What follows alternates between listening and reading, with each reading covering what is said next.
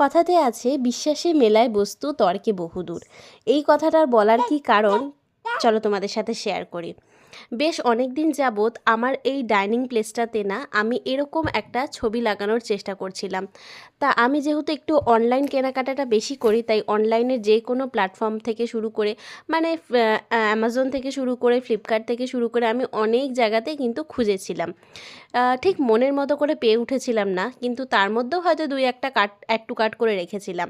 তবে এই কর্নারটা জুড়ে একটা ঠাকুরের ছবি রাখবো, আর সেই ঠাকুরটা যে এই জায়গাটার একটু বেশ বড় মতো করে হবে, এরকম একটা মনের মধ্যে কিন্তু বাসনা ছিল। কিন্তু এই ইচ্ছেটা যে এরকম একটা দিনে আমার মানে পূর্ণ হবে আমি নিজেও ভাবতে পারিনি। 8ই ডিসেম্বর মেয়ের জন্মদিন উপলক্ষে গিয়েছিলাম কালীঘাট মন্দিরে পুজো দিতে। সেখানে যেতে যেতে আশেপাশে যে সমস্ত দোকানপাটগুলো থাকে সেখানে কিন্তু অনেক রকম ছবি দোকান, মানে এরকম নানান রকম ঠাকুরের ছবি বিক্রি হয়, এরকম দোকান কিন্তু হামেশাই।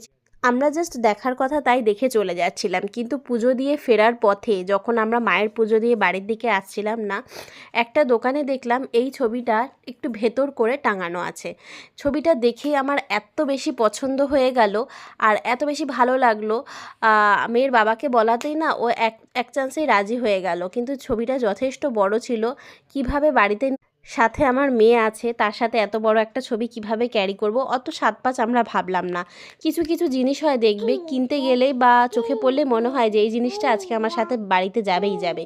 এই ছবিটাও কিন্তু ঠিক এরকমই একটা জিনিস ছিল, আজকে কিন্তু আমার সাথে বাড়ি যাবেই যাবে। তা সাত পাঁচ এত কিছু না ভেবে আমি ঠাকুরের ছবিটা নিয়ে নিলাম। আর এরকম একটা স্পেশাল দিনে যে আমার এই ছবিটা মিলে যাবে, সত্যি আমার এটা ভীষণ ভীষণ একটা ভালো লেগেছিল। যে মেয়ের জন্মদিন উপলক্ষে পুজো দিতে গিয়ে যে আমার একটা মনের বাসনা পূর্ণ হবে, সত্যি আমি ভাবতে পারিনি। আর এই ডাইনিং প্লেসটার জন্য যেরকম আমি ঠিক ভেবেছিলাম, মনে মনে একটা বিশ্বাস ছিল যে এরকম ধরনেরই একটা ছবি আমি এখানে লাগাবো। কিন্তু কোথায় পাবো, কিভাবে কিনবো, কবে গিয়ে কিনতে পারবো, কারণ মেয়ে নিয়ে এখন সচরাচর বেরোনো সম্ভব হয় না। তা সেটা আমি জানতাম না, কিন্তু একটা মনের সুপ্ত বাসনা ছিল, তাই বিশ্বাস ছিল সত্যি সেটা পূর্ণ হলো।